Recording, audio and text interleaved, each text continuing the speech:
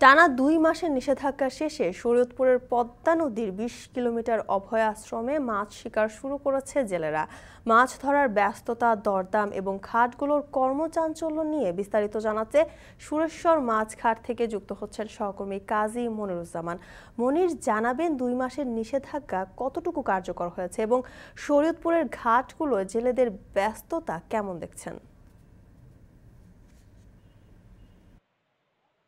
হ্যাঁ, জ্যোতিকা আসলে ২ মাস পর এই পদ্মা তীরের যেই নদী পাড়ের যে ঘাটগুলো রয়েছে, মাছের আড়তগুলো রয়েছে সেখানে কিন্তু বেশ কর্মচঞ্চল আমি দেখছি।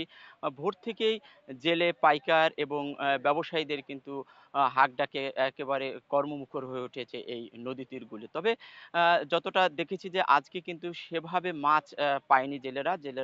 আ জেলের সংখ্যা আজ গত রাতে যে ১২ টার পর থেকে কম সংখ্যক জেলে নেমেছেন, এমনটা জেলেরা বলছেন। আর যদি বলি যে কতটা সফল হয়েছে সেক্ষেত্রে কিন্তু মিশ্র প্রতিক্রিয়া রয়েছে। আমরা জেলেদের সাথে কথা বলেছি, তারা বলেছেন যে সরকারের এই আইন কিন্তু তারা পুরোপুরি মেনেছেন এবং মেনে গত রাত থেকেই নদীতে নেমেছেন এবং সেক্ষেত্রে তারা সেই আশানুরূপ মাছ তারা পায়নি। আর স্থানীয় যারা আছেন তারা বলছেন যে আসলে এই ২ মাস সেভাবে অভিযান সফল হয়নি। নদীতে জেলেরা নেমেছেন এবং তারা মাছ ধরেছেন। যার কারণেই ২ মাসের অভিযান শেষেও কিন্তু সেভাবে নদী তীরে যেই জেলের নৌকাগুলো আসছে সেই নৌকাগুলোতে সেভাবে তারা মাছ দেখছেন না। আর এই সফল না হওয়ার কারণেই কিন্তু এমনটা ঘটেছে, এমনটা কিন্তু আমাদের